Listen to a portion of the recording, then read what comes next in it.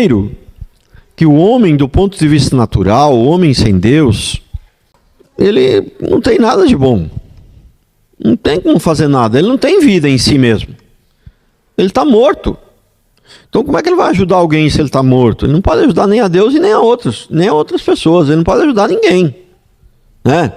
Então como é que ele vai cooperar com a salvação se ele está morto? Esse é o primeiro ponto. Agora o segundo ponto, e mais importante do que esse, é que se a gente tivesse que cooperar alguma coisa para a nossa salvação, como fica a morte de Jesus lá na cruz, né? Significaria que Jesus não é o suficiente, ele não é autossuficiente para nos dar salvação, para nos salvar. Aí significaria um monte de coisa, diminuiria a pessoa do nosso todo-poderoso Deus, Senhor Jesus. Diminuiria em muito a pessoa dele, né? Tipo, olha, Jesus morreu na cruz para nos salvar, mas é 99,9%, você ainda tem que fazer 0,1%. Então, quer dizer, ele não é capaz de nos salvar sozinho, ele não tem esse poder, ele não é Deus.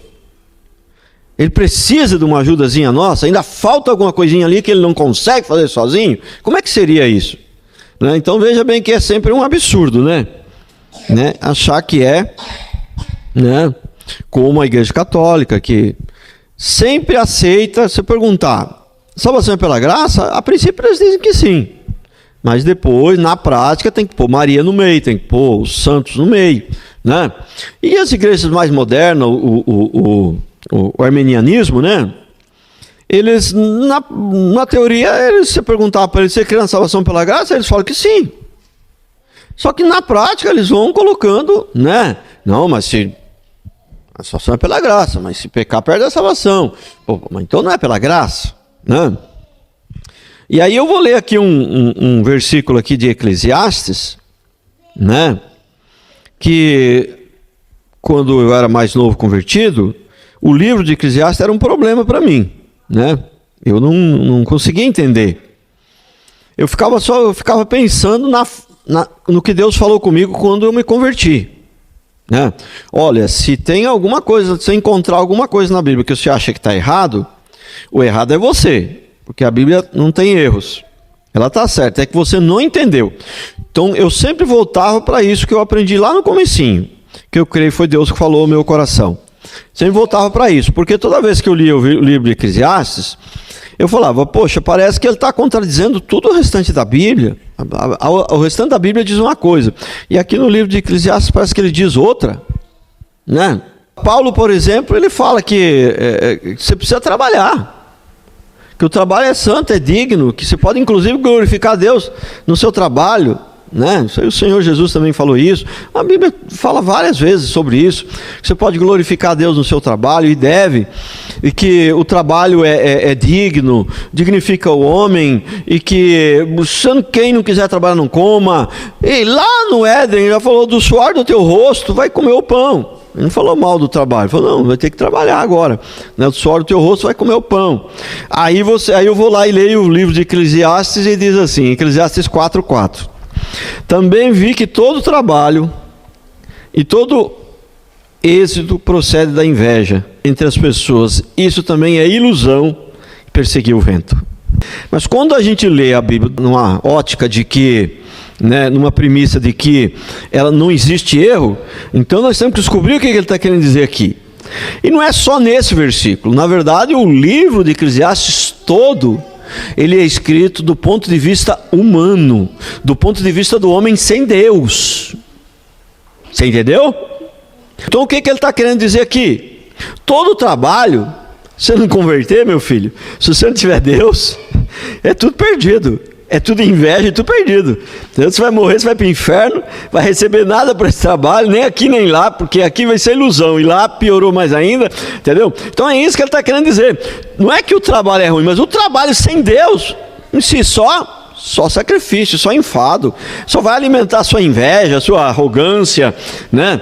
Não serve para nada, né? Sem Deus, melhor morrer logo cedo antes de trabalhar. Isso aqui é eu que estou acrescentando, mas é mais ou menos isso.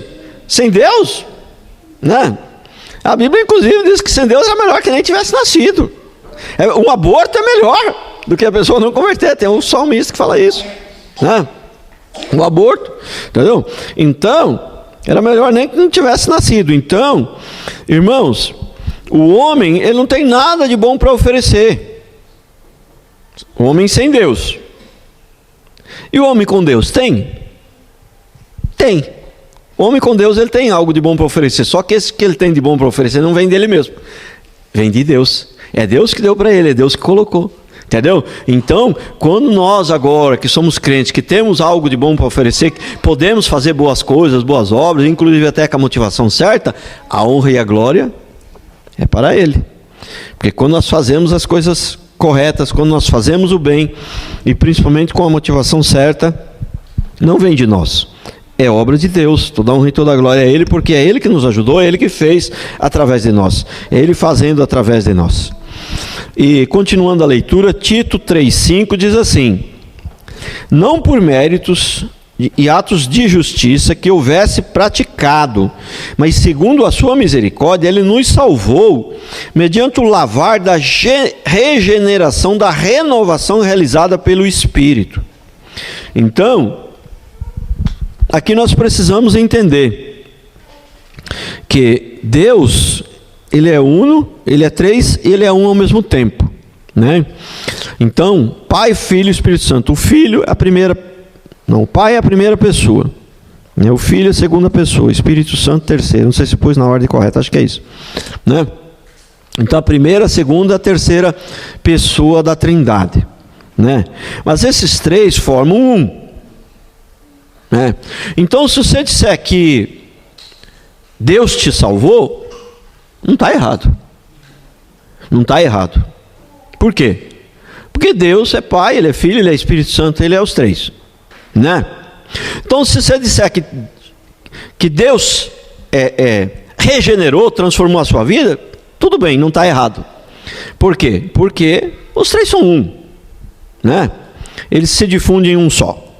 Mas a Bíblia faz uma distinção entre a obra do Pai, do Filho e do Espírito. Entendeu? Então, o Pai planejou e enviou. O Filho, que foi enviado, executou a obra da salvação. E o Espírito Santo é que faz, é que regenera. É Ele, através dele, que a nossa vida é transformada. Entendeu? A regeneração da renovação realizada pelo Espírito Santo. Então, se você, quando você converteu pelo sangue de Jesus, pela obra de Jesus lá na cruz, e Jesus morreu, ressuscitou e foi para o céu, voltou para o céu, sentado à direita do Pai, enviou o Espírito Santo, e o Espírito Santo veio, entendeu? Então, se você converteu lá há 5, 6, 10 anos atrás, e a sua vida, você acha que ela teve uma boa transformação de lá para cá? É uma obra do Espírito Santo, é o Espírito Santo fazendo através de você, é Ele fazendo em você, é uma obra do Espírito Santo. Lembra que eu vou repetir 300 milhões de vezes ainda antes de morrer? 300 milhões é boa, né? 300 milhões de vezes. A salvação é uma obra 100% do Espírito, uma obra 100% de Deus, né? Sem a participação do homem, né? E a transformação de vida é uma obra 100% de Deus também, é Ele que faz 100%, só que aí já com a participação do homem.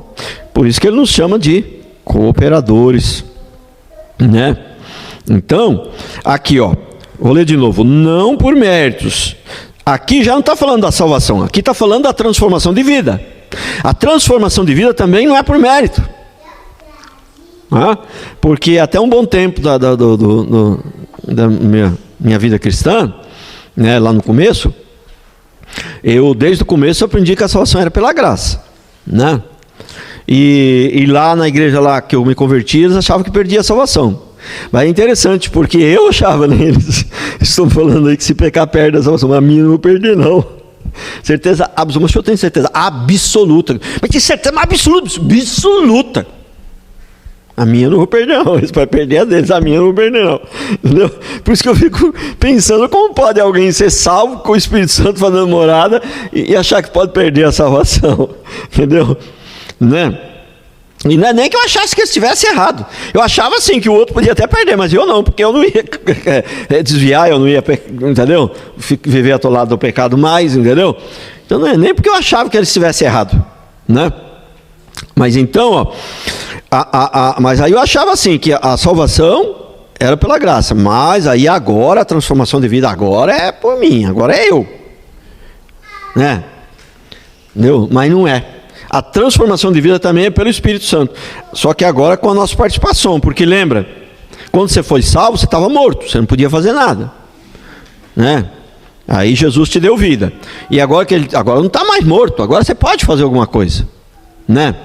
Você pode fazer alguma coisa. Então agora nós somos, pois que nascemos de novo, somos cooperadores de Deus. É assim que Ele nos chama, né? Mas quem faz a obra é Ele, entendeu? Então, eu sei que muitas vezes a gente vai fazer as coisas e a gente ora, me ajuda. Pode continuar falando me ajuda, eu também falo, viu? Né? Mas no fundo, esse negócio de me ajuda dá a impressão que Deus é meu ajudante, né? Mas Deus, Ele entende o que nós estamos querendo dizer, não tem problema, né? Ele não é nosso ajudante, precisamos dele. Você pode até orar dizendo me ajuda, mas você não pode ter a ideia de que Deus é seu ajudante, que é você que faz. Não é seu ajudante, porque se um tivesse que um se ajudando do outro, que o ajudante seria nós, e não ele, né? Então não por mérito e atos de justiça que houvesse praticado, mas segundo a sua misericórdia, Ele nos lavou mediante o lavar da regeneração, da renovação realizada pelo Espírito Santo. Não está falando propriamente, lógico, a salvação também começa com a salvação, mas está sendo mais específico aqui na questão da transformação de vida, da renovação que é realizado nas nossas vidas pelo Espírito Santo, que é a transformação de vida, né? E esse é o principal propósito de Deus nas nossas vidas, é nos levar de volta à imagem e semelhança de Deus. Então, ser crente e não buscar uma transformação de vida, não faz sentido.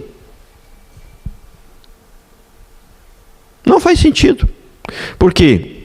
Lembra, Deus nos fez como? A sua imagem e semelhança. O homem pecou e perdeu essa imagem, semelhança. E agora, qual que é o objetivo de Deus? É nos levar de volta, nos conduzir. Entendeu? O caminho é para a direita. Quer dizer, direita aqui para mim, né? Para vocês aqui é a esquerda, né? Mas para mim aqui é a direita. Então, o caminho aqui é a direita. Entendeu? Então eu estou indo para a esquerda. Está indo para o lado errado, mas a vitória está ali.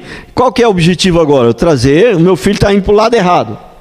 É para a esquerda, mas a vitória está aqui. Qual que é o objetivo meu? Trazer ele de volta para cá, para o mesmo lugar que ele estava antes. Não, né? Então o objetivo de Deus é nos levar de volta ao mesmo lugar que ele estava antes. A quê? A perfeição, a imagem e semelhança de Deus. E lógico que nós não vamos conseguir essa obra toda aqui na terra, né? Mas quando nós formos transformados num corpo de glória, aí vai ser transformado em perfeição, tanto a parte física, né, que não é uma parte física, né, mas a parte, né, que nós vamos ter um corpo de glória, não dá para dizer que é físico, né, mas é um corpo, vai ter um corpo de glória. Então vai ser transformado e aí então nós seremos perfeitos novamente, a imagem e semelhança de Deus como era antes, né? E essa obra é o Espírito Santo que faz as nossas vidas. Por isso que não tem como ter transformação de vida sem ter o Espírito Santo, sem nascer de novo, né? E não tem como entender a Bíblia sem nascer de novo. Por isso que tem pessoas que são doutores, têm mestrado não sei do que, e eles vão ler a Bíblia e a gente fala, nossa, mas a Bíblia dele é igual à minha? Parece que é diferente, falando umas coisas meio estranhas, parece tão diferente, parece que, né, ele não entendeu nada, né? Mas é uma pessoa tão culta, tão estudada, e não nasceu de novo, não tem jeito. As coisas espirituais, Paulo que fala isso, eu me lembro que Paulo falou isso, mas acho que Jesus também falou, tem mais lugares que falam isso, que as coisas espirituais, elas se discernem espiritualmente. Elas se discernem espiritualmente, não tem jeito você lidar com as coisas espirituais de maneira natural, não tem jeito, tá certo? Então, ó, agora vamos seguindo em frente, Hebreus 9,14. Quanto mais o sangue de Cristo, que é imaculado por meio do Espírito Santo Eterno, ofereceu a si mesmo a Deus, purificará das obras mortas a vossa consciência para servirdes ao Deus vivo. Então, quanto mais o sangue de Jesus, que é imaculado por meio do Espírito Santo, quer dizer, o sangue de Jesus, ele nos salva, e por meio do Espírito Santo, né, vem a transformação, vem a purificação, vem a transformação da nossa vida. E não faz sentido a gente, né, ser cristão e não ter o desejo de ter uma vida transformada, de melhorar. E quando eu falo vida transformada, obediência a Deus, né? Porque santidade, o que é santidade? Uma resposta simples e curta: quem é santo? Quem obedece a palavra. Santidade seria obedecer a palavra, né? E não é um monte de regrinhas que muitas vezes nem está na palavra, como os fariseus. Os fariseus eram super disciplinados, eles tinham um monte de regra ali, mas coisas que nem estavam na palavra, ou coisas que eles interpretavam errado a palavra, né? Então, não é. Então, santidade, obediência, transformação de vida. Antes eu não obedecia, agora eu obedeço. Entendeu? Você tem uma criança lá que é rebelde, ele não obedece. Mas aí você disciplina ele, você conversa com ele, você explica para ele e tal, e ele vai mudando, vai melhorando, e chega uma hora e fala: nossa, que menino obediente. Entendeu? Então você vê, a vida desse menino foi transformada, né? Que transformação que teve esse menino. Eu vim aqui há 6 anos atrás aqui na sua casa, ele quase derrubou as coisas aqui da casa, ele quase destruiu a casa comigo aqui, com visita aqui e tudo. Agora esse menino está com essa educação toda, com vocês, com os pais, com o irmão, com a irmã, né, comigo e tal. Olha que vida transformada esse menino. Ele não obedecia e agora ele obedece. Entendeu? Vida transformada, santidade, significa obediência. Entendeu? Sem obediência, sem obedecer a palavra, não tem mudança de vida. Que mudança de vida? Ele pode ter mudado para pior. Se mudar de vida sem obedecer a palavra, provavelmente está mudando para pior, né?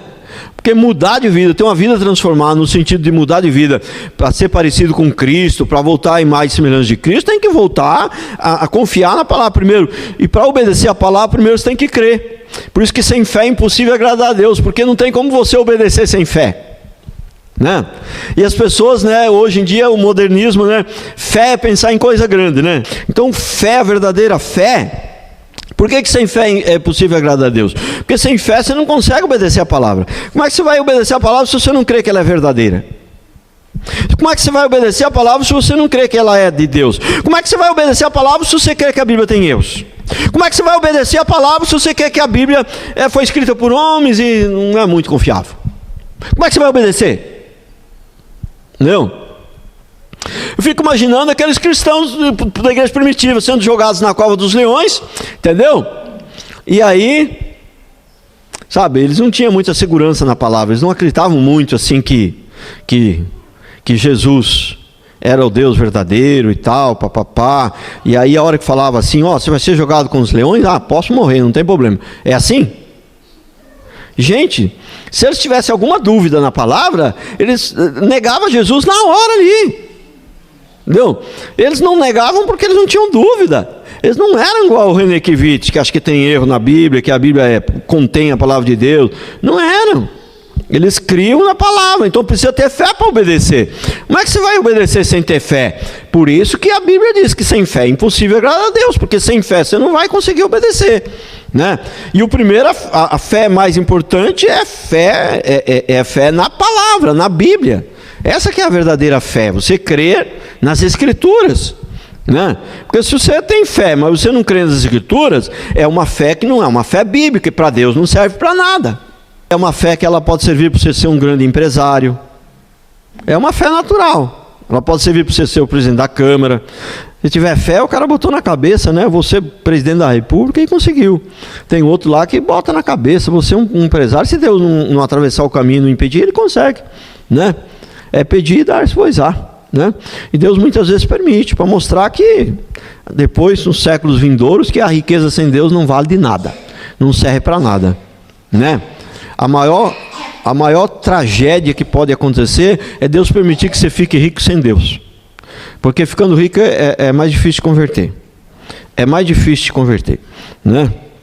Então, vamos seguir adiante aqui, senão não vai dar tempo, né? Romanos 3, 23 e 24. Porque todos pecaram e estão destituídos da glória de Deus. Todos pecaram, estão destituídos, estão separados. Separado. Prestou atenção? O homem pecou, ele se distanciou de Deus, né? E quando Jesus então veio ao mundo, morreu na cruz, pagou os nossos pecados, ele restaurou. Mas essa restauração, ela é feita por etapas. Lembra que eu já falei várias vezes, o plano de salvação, ele vai se cumprindo por etapas. Então você lê a Bíblia, tem hora que parece que em algumas coisas ali Deus mudou, mas ele não mudou. É que isso já estava planejado desde o princípio, essas mudanças. Que o plano de salvação, ele vai se cumprindo por etapas, né?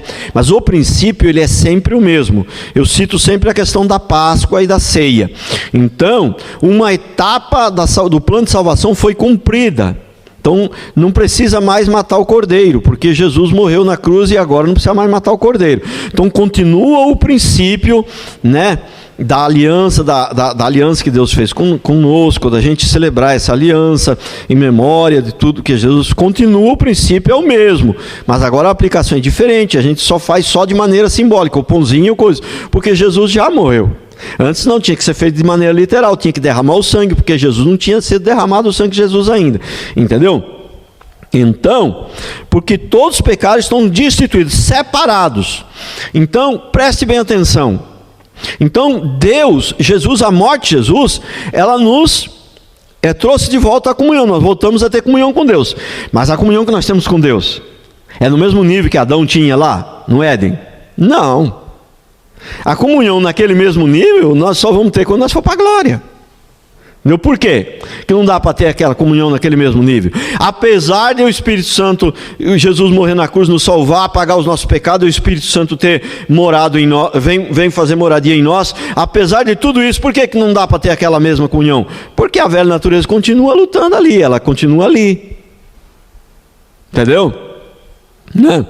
Ela continua ali. Então, porque todos pecaram e estão destituídos da glória de Deus, sendo justificados gratuitamente pela graça.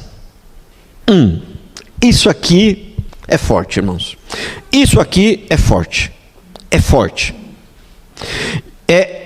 Todos os escritores bíblicos, eles usam essa... Eu acho que a palavra que se usaria aqui seria a retórica, né? Veja bem. Seria mais ou menos o seguinte, ele diz, justificados gratuitamente, presta atenção aqui, você não pode piscar, presta atenção aqui, justificados gratuitamente pela graça. Você não acha isso estranho? Seria a mesma coisa de eu falar para você,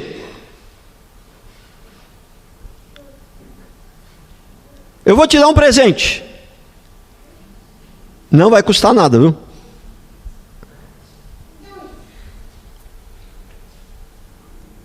Se eu falei que eu vou te dar um presente, precisa dizer que não vai custar nada? Se eu falei que vou te dar um presente, você está sabendo que não vai custar. Se é um presente, não vai custar. Mas eu acrescento, eu vou te dar um presente. E não vai custar nada, viu? Isso aqui, a Bíblia faz, Jesus fez, os outros apóstolos fizeram, muitas vezes isso aqui. Tem muito isso aqui na Bíblia. Muitas vezes tem isso. E sabe quando que tem isso? Quando ele está falando de um assunto que é um princípio fundamental, que é eterno, que não muda, que é muito claro, que aquilo ali não tem dúvida, que é tão certo, que é muito certo, que é aquilo mesmo. Não que tenha alguma outra coisa que não seja muito certa, mas que aquilo ali que é um princípio fundamental da fé, que é muito importante. Então ele repete. Ele fala duas vezes, vou te dar um presente, olha, e é de graça, viu? Você falou não, mas sei lá, eu estava meio distraído de longe, talvez, mas você entendeu mesmo que ele falou não? Mas você falar não, não e não. Você falar never, never, never. Viu que eu estou bom no inglês? Você falar duas vezes, você repetir duas vezes, não fica, é para não ficar dúvida. É para você não ter dúvida. Entendeu? E ele faz muito isso. Aliás, eu vou ler mais um texto ainda na pregação de hoje também, que tem uma situação igualzinha a essa. Entendeu? Então, que a salvação é de graça, não é para ter dúvida, é graça, graça, graça, graça pura, pura, pura, pura, pura. É isso que está querendo dizer aqui, por isso que ele repete, né? Porque não te parece estranho dizer? É gratuitamente pela graça. Ô louco, mas se é gratuito, por que precisa falar pela graça?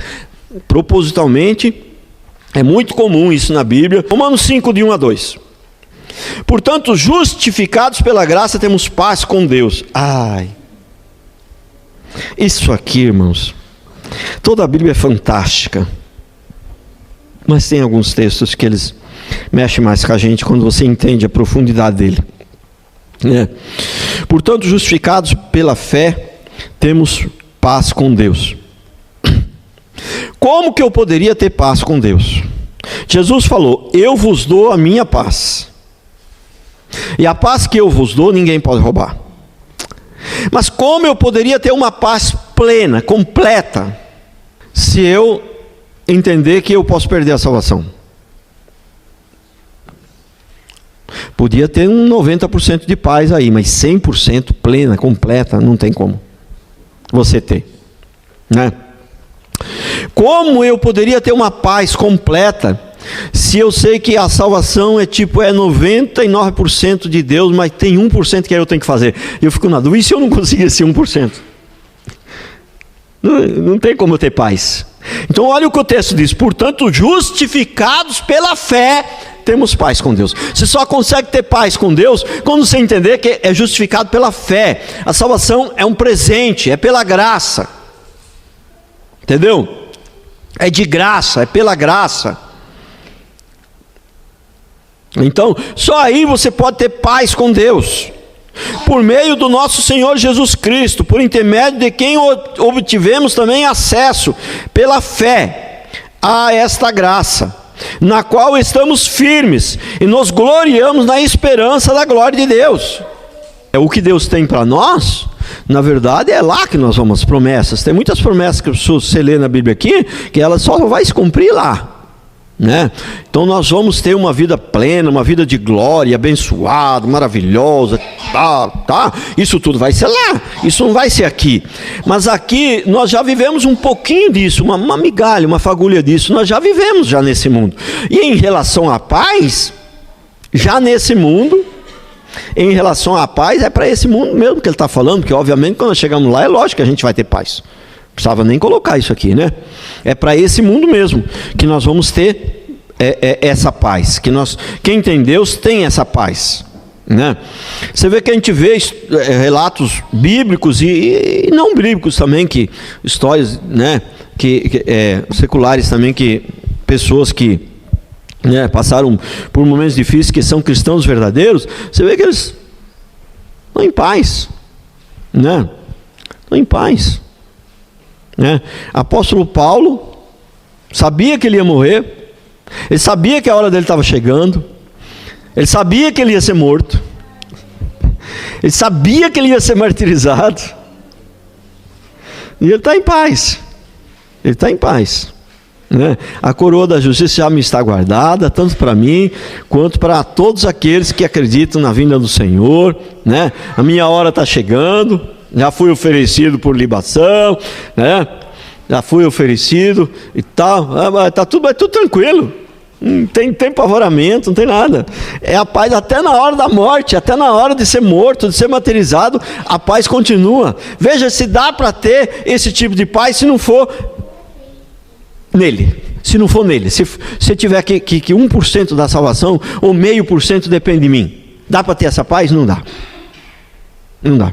Nós só conseguimos ter essa paz, né, se cremos que a Bíblia é verdadeira, Jesus morreu por nós, que Ele pagou os nossos pecados, que não existe a possibilidade de perder a salvação, não existe a possibilidade de eu viver atolado no pecado, não existe a possibilidade de eu ir para o inferno, não existe a possibilidade de eu deixar de ser crente, não existe a possibilidade de eu deixar de crer, não existe a possibilidade de eu deixar de amar a Deus, não existe. Nós só podemos ter paz se a gente tiver esse tipo de pensamento, a paz plena, né? Eu falei, quando a gente começa um pecadinho ali, a gente perde um pouquinho, rapaz, fica meio incomodado e tal. Mas isso é uma coisa. Deus permite para ir corrigindo a rota, para você ir, né, Mas não é aquela coisa de perder a paz. É uma coisa de momento ali, você já fala, nossa, acho que está errado isso aqui. Acho que tem que me arrepender. Acho que eu não posso repetir isso aqui. Deus tem misericórdia de mim. É uma coisa de momento ali para corrigir a rota, tal. Isso tem. Mas perder a paz, não. Quem tem Deus, entende a doutrina, né? Ele fica em paz. Agora, tem gente que já foi salvo, que nasceu de novo e vive uma vida de derrota. Ai, mas como tem? É a maioria. O cabra nasceu de novo porque a salvação é pela graça. Ele foi para a igreja, ele teve fé, ele é escolhido, ele foi. Só que a igreja não tem o ensinamento direito, a Bíblia não entende a Bíblia direito, entende a Bíblia tudo errado. Quer dizer, é um crente, é salvo, mas ele vive como se não fosse. Quer dizer, tipo, não sei se a expressão é boa, mas tipo, é um vitorioso, mas vive como um derrotado, né? Ele é o filho da casa, mas ele vive como um empregado, né? O irmão do filho pródigo, ele era filho, mas ele vivia como um empregado. O irmão do filho pródigo, ele era filho, mas ele vivia como um empregado. Por quê? Quando o filho pródigo volta, o que ele fala? Mas esse aí foi, gastou todos os dinheiros e agora ele volta e faz uma festa para ele. Para mim você não faz nada. O que o pai falou? Filho, isso aqui é tudo seu, você pode pegar a hora que você quiser, você pode fazer festa, você pode matar, tudo é tudo seu. Você não fez porque não quis. O irmão do filho pródigo, ele era filho e vivia como empregado na casa. Por quê? Porque ele não conhecia, né, a vontade do pai. E nem sabia, né, do poder que ele tinha, nem tinha o entendimento da herança, né? Romanos 6:23.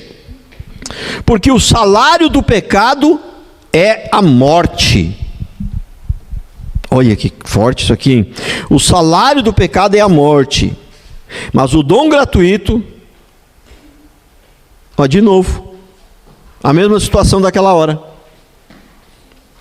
Gratuitamente pela graça, foi aquela hora, né? Agora o dom gratuito. Bom, o dom já significa graça. Para que falar gratuito?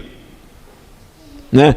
É aquela ênfase que, né, para não ficar dúvida. Você entende? Que o salário do pecado é a morte, mas o dom gratuito de Deus é a vida eterna em Cristo Jesus. Uma coisa que não fique dúvida. Por isso tem essa redundância, tem essa insistência. O dom, porque o dom de Deus é a vida eterna. Pronto, dom de Deus é a vida eterna, já está bom. Já entendi. Que dom significa presente. Na língua original é bem claro, dom presente, né? Então da Bíblia, qualquer um que conhece um pouquinho a Bíblia sabe, o dom é um presente. Então, mas o dom de Deus é a vida eterna em Cristo Jesus nosso Senhor. Pronto, já está certinho. Mas ele põe, mas o dom gratuito. Olha a redundância, olha a insistência, para ver a importância disso aqui, né? A importância disso daqui, né? E agora o próximo princípio, para a gente encerrar, e o último da nossa série: o ímpio será julgado pelas obras. E mais para frente, no próximo versículo, na verdade o crente também será julgado pelas obras. Mas pastor, mas o senhor não pregou a série toda sobre aí que crente não vai ser salvo pelas obras, e agora o senhor me diz que o ímpio vai ser julgado pelas obras, né? Então eu vou explicar isso aqui, e é muito importante, você não pode nem piscar. Jesus, ele veio a primeira vez, ele morreu na cruz, ressuscitou, pagou o preço do nosso pecado e nos salvou, certo? Aí a Bíblia diz que ele virá a segunda vez para separar as ovelhas dos bodes. Então Jesus, na segunda vez, ele vai vir e vai separar as ovelhas para a direita, os bodes para a esquerda, certo? Aí as ovelhas, os bodes vão ser julgados. E eles vão ser julgados pelas obras. E as ovelhas? As ovelhas vão ser julgadas também. E pelas obras também, mas eu vou explicar. Né? A princípio a gente diz que o crente ele não será julgado pelas obras. E é verdade. É verdade. Mas eu vou explicar o sentido que ele vai ser que ele vai ser julgado pelas obras. Mas vamos pelos bodes primeiro. Então aqui existe um trono, e é chamado o grande trono branco. Existe um tribunal, entendeu? E esses que vieram para cá, para a esquerda, eles não têm a possibilidade de ser salvos. Eles já estão condenados. Eles já estão condenados. Então, eles vão ser julgados pelas obras. E o que acontece quando o ser humano é julgado pelas obras? Quando 1 milhão de pessoas é julgado pelas obras, o que acontece? 1 milhão vai ser condenado. Quando 10 milhões serão julgados pelas obras, 10 milhões serão condenados. Quando 300 bilhões de pessoas for julgado pelas obras, 300 bilhões serão condenados. Por quê? Porque ninguém pode ser salvo pelas obras. Então, por isso que os que estão desse lado já são os bodes, eles já estão condenados. Mas por que vai ter o julgamento? Para Deus mostrar a sua justiça, para que todos saibam que eles estão indo para o inferno. Não, é o motivo que eles estão indo para o inferno, que eles estão indo para o inferno para mostrar a justiça de Deus. Embora essa parte aqui é meio polêmica, nem todos concordam, mas eu creio que assim como o céu não é igual para todos, o inferno também não é. Eles vão ser julgados pelas obras, porque aquela senhorinha teimosa que não converteu, que não matou ninguém, mas não converteu, ela vai para o inferno. E o inferno vai ser terrível para ela, é sofrimento. Mas o rito ele vai sofrer muito mais. Porque ele vai pagar pelo que ele fez, de acordo proporcional. Se você deve 100, você vai pagar 100. Se você deve 90, você vai pagar só os 90. Né? Essa parte é bem polêmica, não é todo crente que acredita nisso. Entendeu? Então, agora vamos para cá. Vamos para cá. E os crentes? Os crentes que vieram para esse lado de cá, eles não serão julgados para ver se vai para o céu ou vai para o inferno. Porque já separou, já vai para o céu. Se é nascido de novo, você vai para o céu, não tem julgamento. Mas por que então que ele vai ser julgado pelas obras também? Ele vai ser julgado pelas obras, não é para saber se ele vai para o céu ou se vai para o inferno. Ele vai ser julgado pelas obras para ver qual que vai ser o galardão dele, se vai ser grande ou vai ser pequeno. Então o céu, ele é bom para todos, mas ele não é igual para todos. Em relação a isso não existe dúvida. Os crentes todos concordam que no céu a Bíblia tem dezenas de textos que fala que a coroa de um vai ser maior, a de outro vai ser menor, vai ser mais brilhante, menos brilhante, que um vai ter autoridade sobre mais cidades e outro menos cidade, né? Então, em relação ao céu, não existe dúvida que o céu não é igual para todos. Não existe dúvida. Os crentes acho que concordam, a sua grande maioria concorda, né? Porque inclusive os anjos não são iguais. A Bíblia diz que tem anjo que assiste na presença, quer dizer, assiste vou traduzir isso, é um assistente direto. E tem outros que assistem, mas à distância, entendeu? Tipo, né, você, né, tem os ministros do Lula que falam diretamente com ele, mas tem outros que não são, que é secretário do ministro, que ele fala com o ministro fala com o outro, entendeu?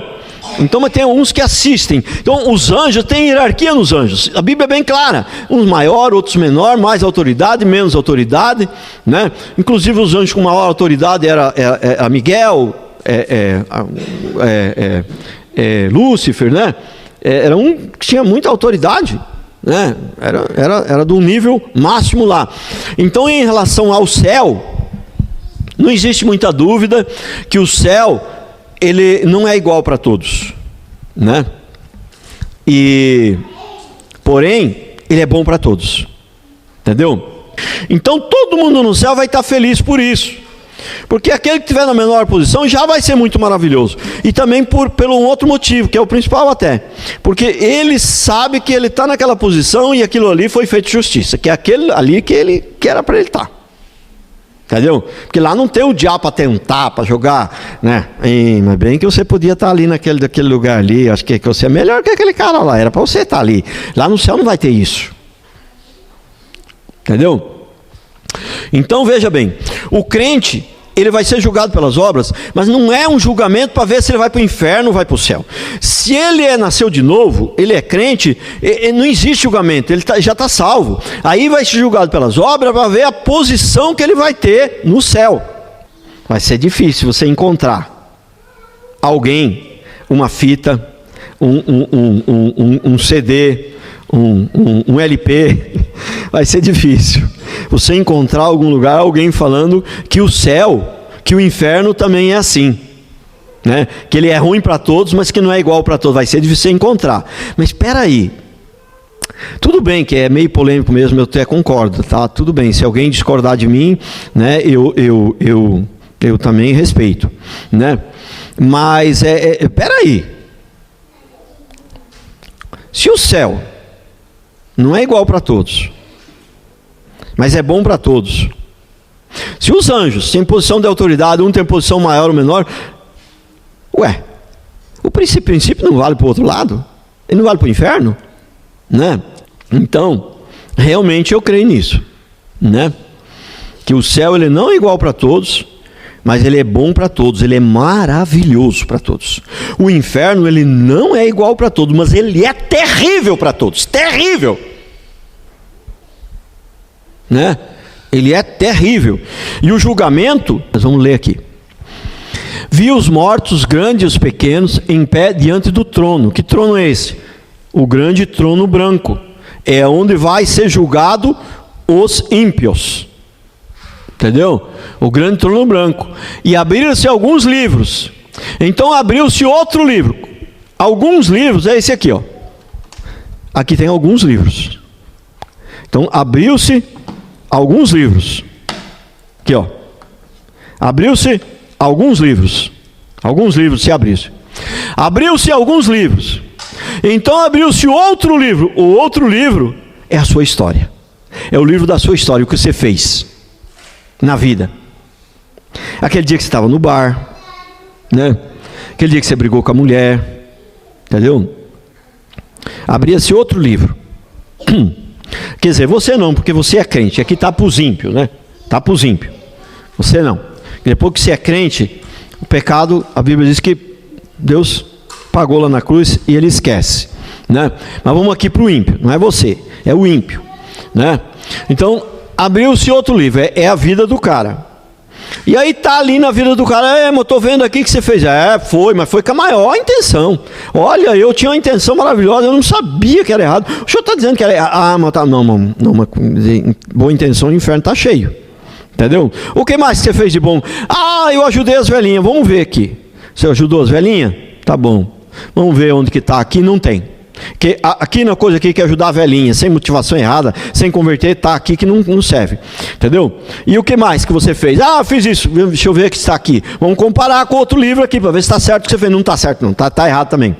E o que você fez aqui nesse outro livro, está dizendo também que você não converteu, e se você não converteu, tudo que você fez não serve para nada, é para jogar no lixo.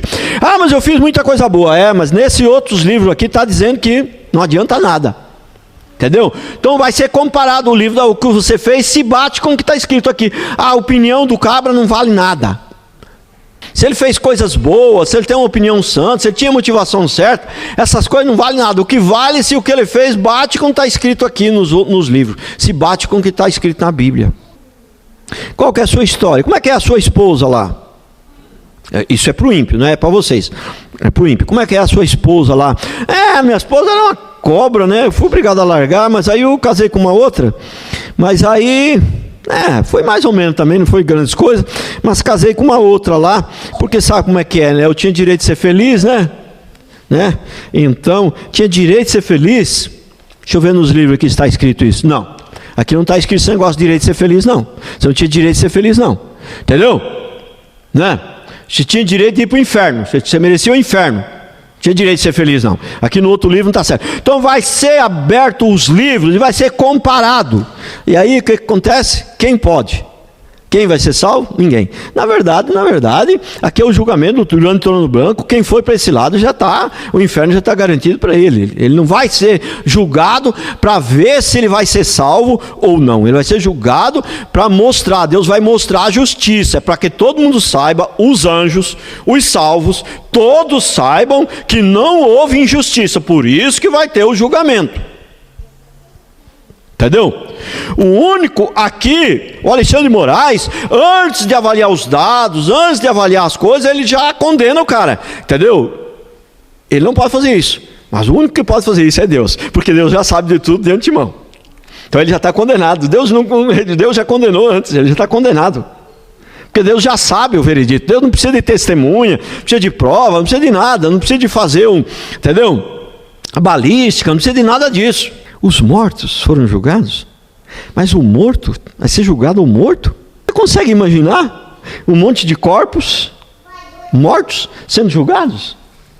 Ali é os mortos espiritualmente, entendeu? Os mortos foram julgados, eles já estão mortos, não tem chance para eles, entendeu? E os mortos foram julgados, e o mar entregou aos mortos o que nele havia. Segue em frente. E a morte e o além entregaram também os mortos que neles havia, e eles foram julgados cada um segundo as suas obras. Quem não tiver Deus, ele vai ser julgado segundo as suas obras. Você creu em Jesus Cristo, frequentou a igreja, batizou, tomou a ceia, foi membro da igreja? Não foi não. Mas eu sou bom. É? Então tá bom, então vamos ver aqui pela lei, vamos julgar aqui de acordo com a lei se você é bom mesmo. Você é bom? Então tá bom. Tá bom. Vamos ver aqui de acordo com a lei se você é bom mesmo. Vamos ver se bate aqui a sua bondade com a lei aqui. Aí não dá certo. Né? E aqueles que são salvos vão para a direita. Para o lado direito. Porque os bodes para a esquerda, para a direita. E aí na direita o que tem? O tribunal de Cristo. O tribunal de Cristo. A Bíblia chama o tribunal de Cristo. É o tribunal de Cristo. Ele não vai ser julgado. O crente não vai ser julgado para ver se vai para o inferno ou vai para o céu. O céu já está garantido para ele. Entendeu? Porque ele não tem pecado. Entendeu? Se você abrir o livro, chega lá o crente, chega lá no céu e abre. Vamos abrir o livro aí desse aí para ver como é que está o pecado dele aí. Vamos ver. Abrir o livro aí. Senhor, não encontro nada aqui. Pastor Valmir, virou aqui, não encontro pecado nenhum. Mas ele é pecador. Ele é, mas o Senhor Jesus na cruz pagou o pecado dele, não deve nada. Não está devendo nada, está tudo certinho aqui, está tudo em branco, está tudo certinho, não deve nada. Entendeu? Já que ele não deve nada, já que Jesus pagou o pecado dele, ele creu em Jesus, então agora vamos avaliar se ele foi fiel, para saber o galardão dele, se vai ser maior ou menor. Se ele foi muito fiel, pouco fiel, bastante fiel, para saber o galardão dele, para ver que posição que ele vai estar lá no céu. Se o anjo, que tem maior autoridade, tem a posição maior, ele assiste diante de Deus, quer dizer, ele é assistente direto de Deus, e os crentes, que tiver uma posição, Paulo, por isso que, na minha opinião, rapaz, eu nunca vi, eu fico com medo de falar, porque eu nunca vi ninguém, nunca um pastor, um homem de Deus falar isso, mas para mim me parece claro, né, que ter um galardão grande significa assistir diante de Deus, estar próximo ali, diretamente, mais próximo de Jesus.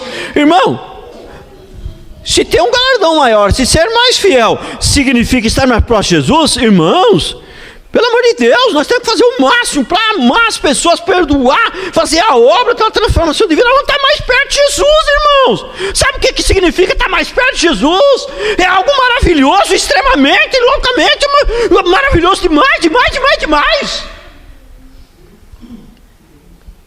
E é isso que significa estar mais próximo de Jesus, né?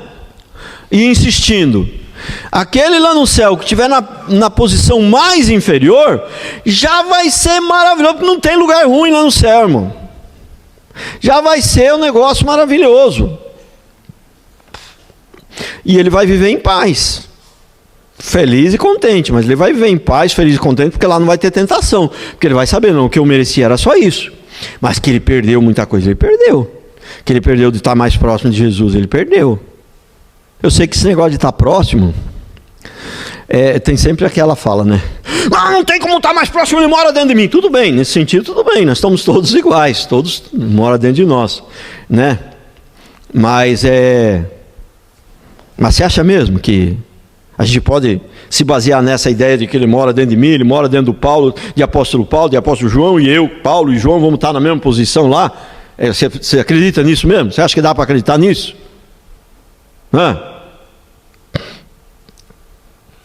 Quando a mãe de Tiago e João perguntou para Jesus: pega esses meus 2 filhos aqui, se assente um à sua direita e outro à sua esquerda. Atende aqui o pedido da tua serva. E o que Jesus falou? Assentar à minha direita e à minha esquerda? Primeiro que está preparado para o meu pai. Segundo que vocês vão ter que tomar o cálice que eu tomei, que eu vou tomar. Tomar o cálice é vinho. A cruz. Morrer na cruz. Morrer na cruz eles até talvez conseguiriam. Eles foram martirizados também. Né? Os 2 foram martirizados, foram mortos. Foram mártires também, assim como Jesus. Mas ele suportaria a ira do Pai sobre eles como ela foi sobre Jesus? Não, se eles morressem, eles não, nesse sentido aí, eles não voltariam mais, ia para o inferno, não voltaria mais, porque eles não são santos, não são perfeitos, o único que pode morrer e voltar é Jesus. Eles poderiam tomar o cálice de Jesus? Não. Não. Que quando Jesus falou, estou encerrando, quando Jesus falou, suou sangue, e falou: afasta de mim esse cálice, no jardim de Getsêmani, eu estava pensando na cruz. Eu estava pensando na coroa de espinho, ainda que isso trouxe muito sofrimento, muito.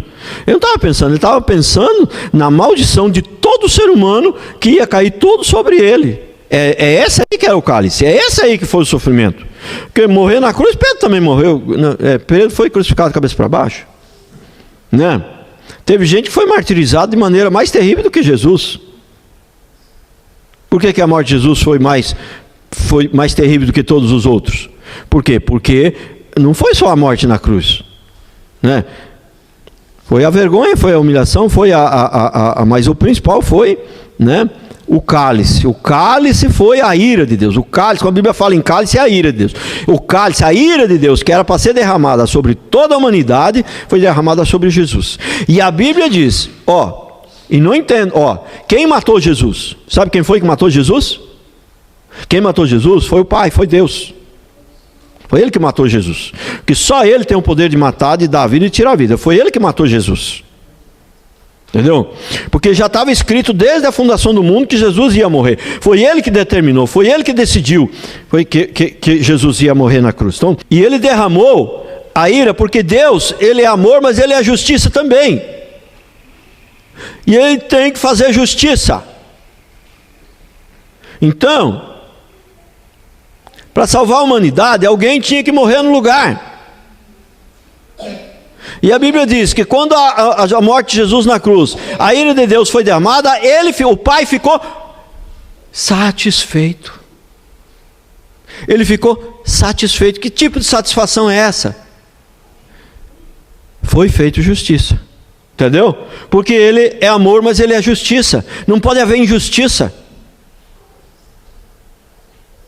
Salvar todo mundo, sem Jesus morrer no lugar, sem enviar o Filho para morrer no lugar, salvar os pecadores, seria uma injustiça. Aí seria graça, uma atitude de amor e de graça. E a justiça, cadê? Ele tem que, amor, graça e justiça tem que andar lado a lado. A Bíblia diz que na cruz a graça e a verdade se encontraram. Quer dizer, o amor e a justiça se encontraram. Louvado seja Deus. Amém? Vamos ficar de pé.